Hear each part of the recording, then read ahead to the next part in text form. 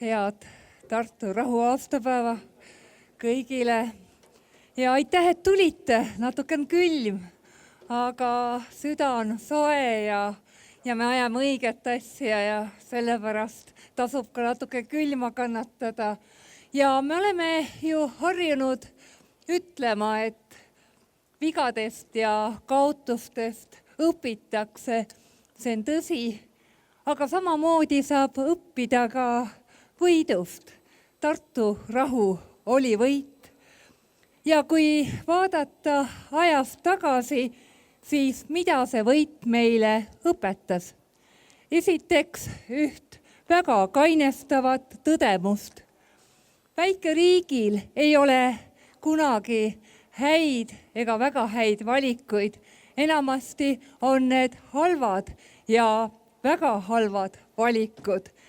Seda mõistis ka väga hästi Eesti rahudelegatsiooni juht ja meie esimene välisminister Jaan Poska.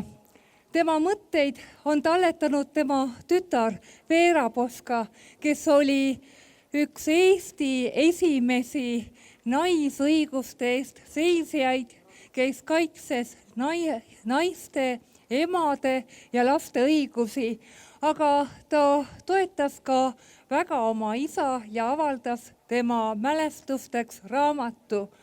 Oma mälestuste raamatus kirjeldab Veera Poska oma isa dilemmat, milles ka noor Eesti 1919.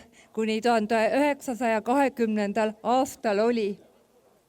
Oli tõsine oht, et rahu sõlmimine Venemaaga toob kaasa liitlaste pahameele, isegi blokaadi. Oli alust arvata, et Suurbritannia lõpetab relvade ja moonaga toetamise, aga alternatiiv oli veelgi ohtlikum. Lasta end suurriikidel kasutada mängukannina ja kaubelda Eesti tulevikuga, ilma et Eesti saaks selles kaasa rääkida. Jaan Poska sõnad.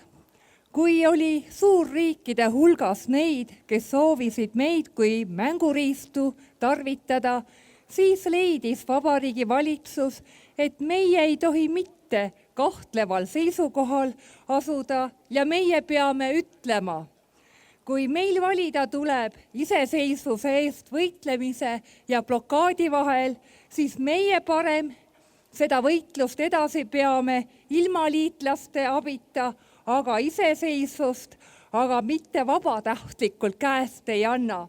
Sama põhimõtte kindlalt peame me olema ka täna, et mitte olla mängukann suurriikide käes ning olla targad.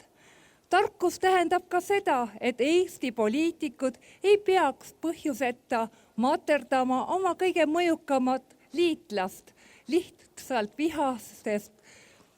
vihast Donald Trumpi suhtes. Vastupidi, me peame tegema kõik, et USA toetus Eestile ülal hoida.